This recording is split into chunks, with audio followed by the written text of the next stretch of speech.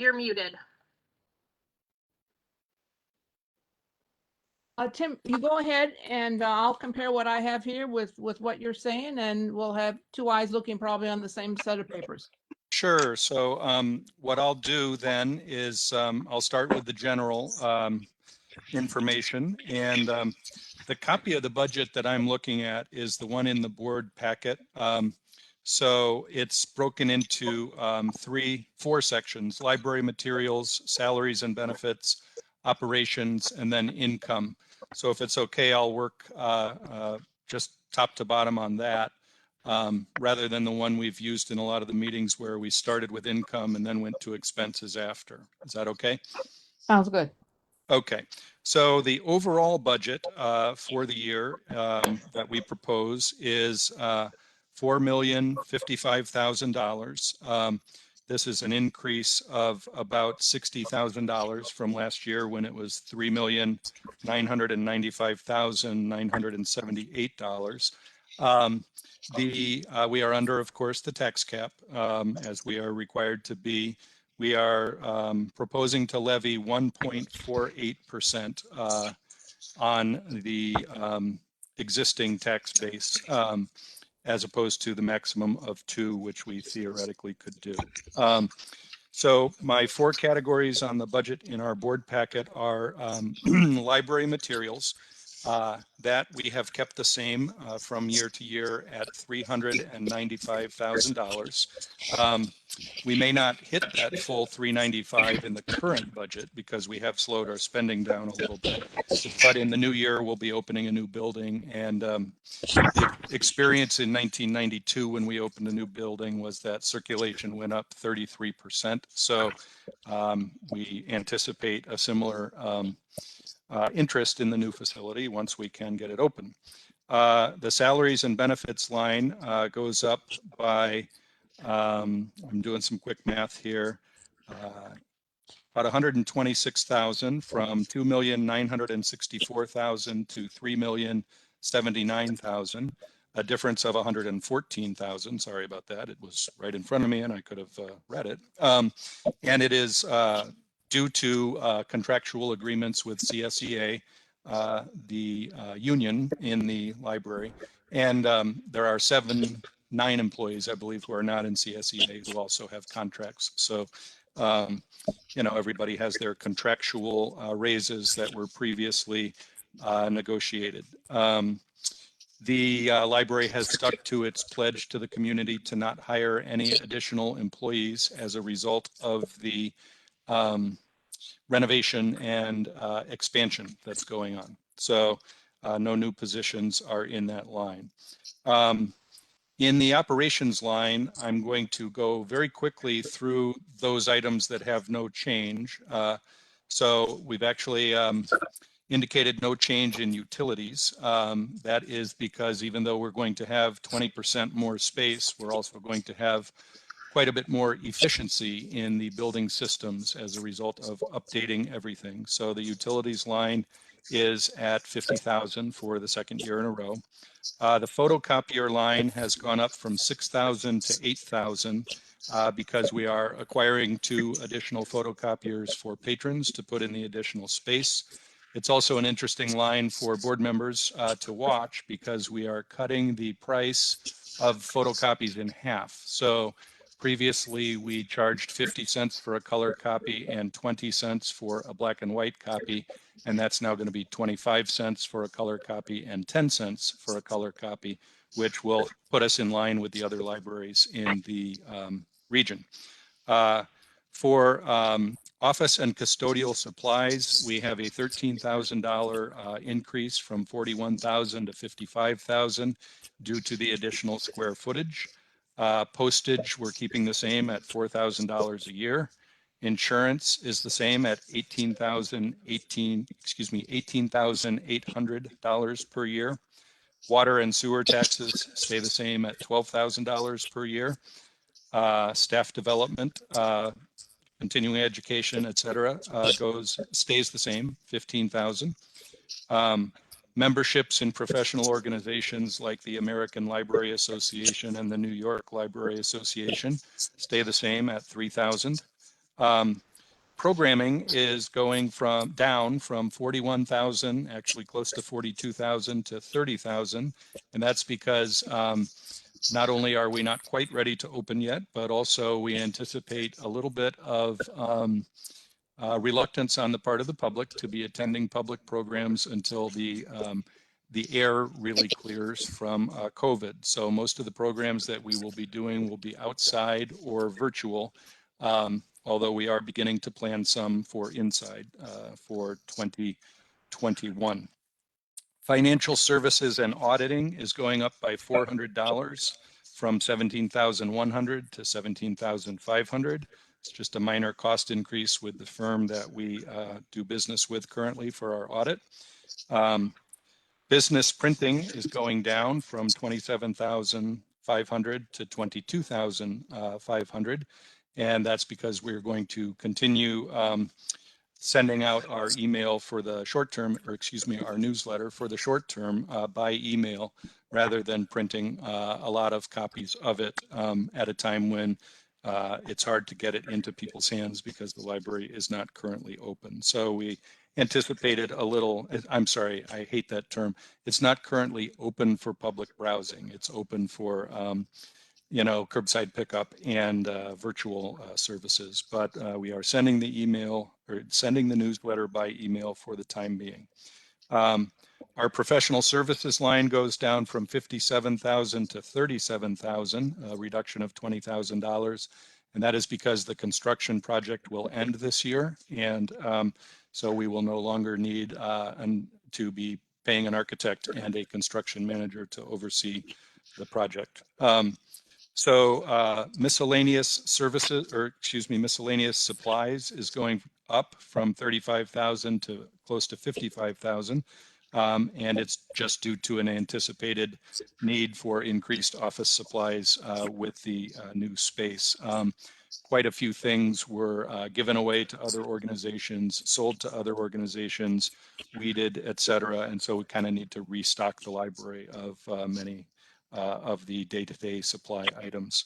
The online catalog and circulation system is going up from 46,000 to 55,200, an increase of just over $9,000.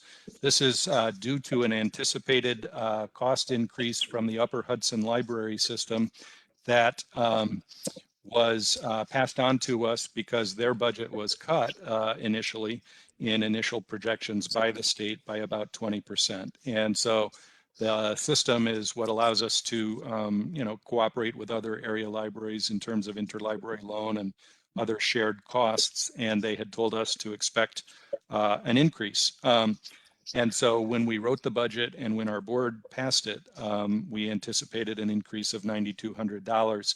Since that time, Upper Hudson's state budget has been restored. So we actually don't anticipate this cost going up anymore. But we passed a budget, and so we're publishing it as is, and we intend to save that money. IT hardware and software is going down from 56,000 to 42,500, a reduction of $13,500.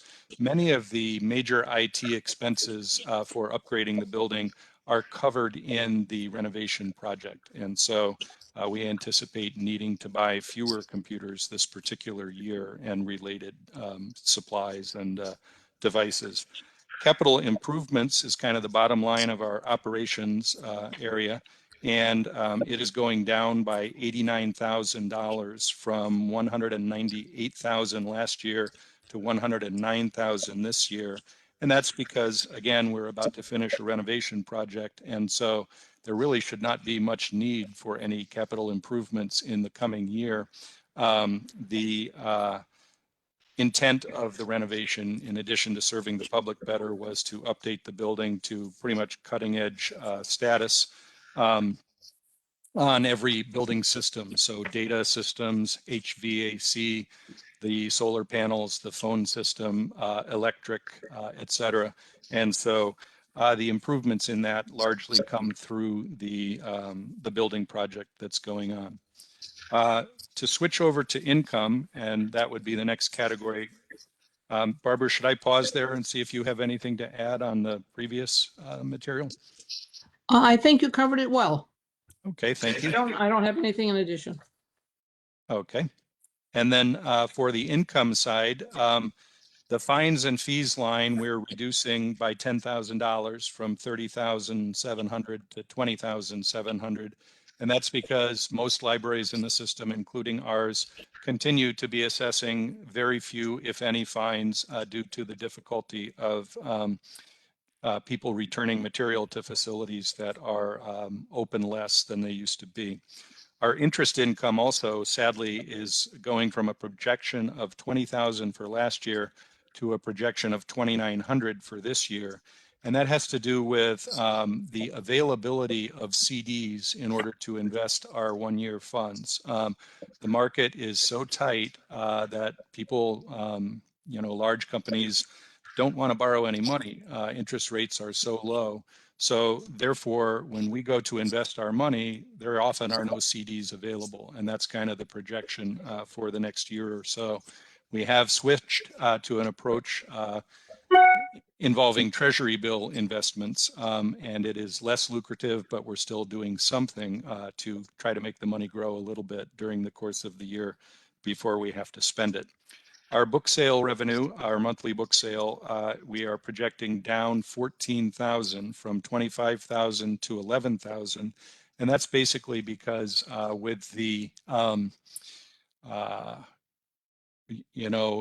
comprehensive changes that are going on inside the building, we just have not had time to approach the ladies who manage our monthly book sale and begin to get that established again. We do intend to be selling used books, and we hope that they will be able to help us with that as they have done so well in the past, but it's just not an area we've been able to get to yet. So we thought it would be conservative to reduce that line. Gifts, grants, and donations, we've kept the same at $1,500. Photocopier revenue, we've kept the same at $4,500 from year to year. And I'll remind you that this is where we are cutting the price in half. But our theory is that people will make roughly twice as many copies once we cut the price in half. We did hear at our reference and circulation desks quite often about the high price of our photocopies compared to other stores and compared to other libraries. And in my personal view, this is one way of returning benefit to the taxpayers, since most people who use the library are from Guilderland. And so cutting their cost here is just like cutting their cost anywhere else, in my personal opinion. The non-resident fees, these are people who don't live in the Guilderland Central School District, but still would like to use our library. And we charge them $50 a year unless they are a veteran, active service, military member, or senior citizen, in which case it's half price in some of those cases and zero in others. But we are projecting a slight decrease from $2,500 for the year to $1,500 for the year. So our total income that we're projecting outside of the levy falls in half from 84,200 to 42,100. Chances are good the picture will be a little rosier than that on income at the end of the fiscal year in July of 2022. But we believe in being conservative on projecting the income and conservative on spending the money. So that's my rundown. Barbara, anything to add before we open it for I questions? think the only thing is the non-resident fees. Mhm. People who actually work in Guilderland too, we expanded their use of the library, correct? Is that still on? That is still on. That was 3 or 4 years ago. It's a good point that you bring up. So if people, live in Duanesburg, for example, but work at the Guilderland School District or at the Our Lady of Mercy across the street, that they can show us their pay stub, and we allow them library privileges the same way as patrons from Guilderland. We do that basically to try to increase foot traffic, and in the recognition that they're buying gas and they're buying lunch and contributing to the Guilderland economy, which helps everybody. Good. So,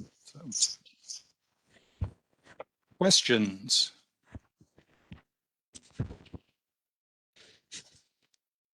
I know the board has already voted on the budget, so it's unlikely we're going to get questions. Maybe I would ask Luann if she's received anything since we started at 5:30. Hi, everyone. No, I have not. I just checked. Okay. I can give a good piece of, oh, sorry, is there a question? No, I think that was just feedback from somebody not on mute. Okay, so we did get a good piece of financial news today. One of our construction grants that we've gotten from the state was increased today by the Upper Hudson Library System by $6,538. So when that money comes in, it will be a little bit higher. It was $121,000 grant for parking lot work. That's part of this renovation, and it's now, I believe, a $128 or $127,000 grant. And that happens because another library completes its project less expensively than it thought, or another library finds out that they can't do their whole project because they hit a zoning snag or a bureaucratic snag, or they struck oil, and I'm being facetious, but for whatever reason they are unable to round out their full project. So the money they're not using goes back to the system and gets redistributed to the other libraries that are doing construction grants. And I think Herb will probably mention that when he gives his UHLS report during our regular board meeting tonight.